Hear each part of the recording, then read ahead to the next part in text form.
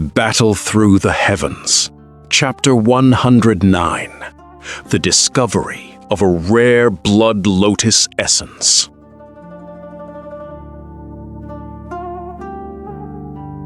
With his sights set on mastering the octane blast and reaching the Dou Qi rank, Xiaoyan pushes deeper into the unforgiving wilderness.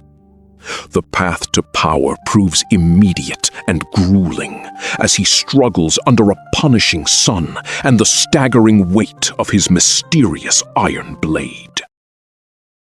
The sun hammered the world, baking the ground until it splintered. Heat rolled off the cracked earth. It soaked into Xiaoyan's boots and turned his clothes into a wet second skin. He trudged along the road. Every step landed with a heavy thud that puffed dust into the air. A massive slab of black iron hung across his back. It looked less like a sword and more like a jagged piece of a fallen star. It had no point and no edge. The surface was as smooth as a mirror.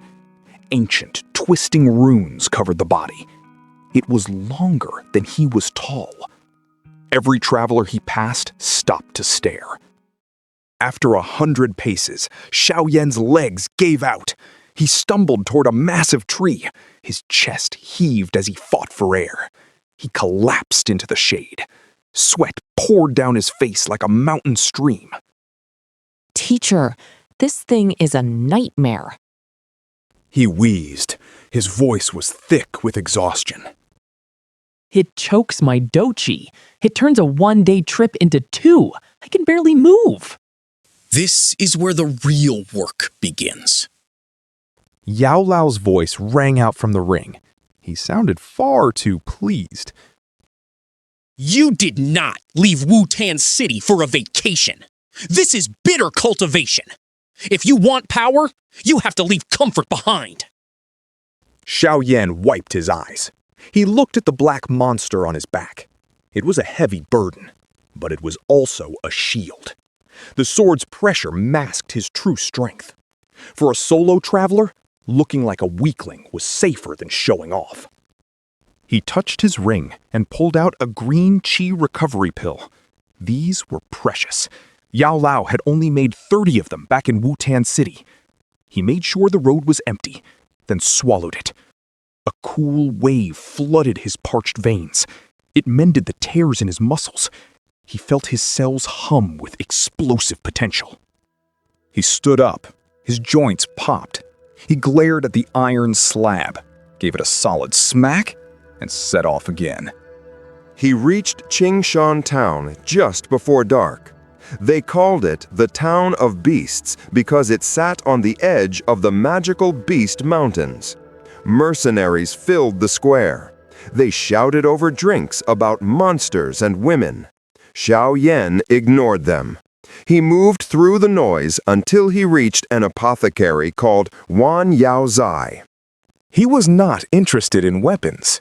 He wanted ingredients. Inside, moonstones bathed the room in pale light. He paced the aisles and scanned the shelves.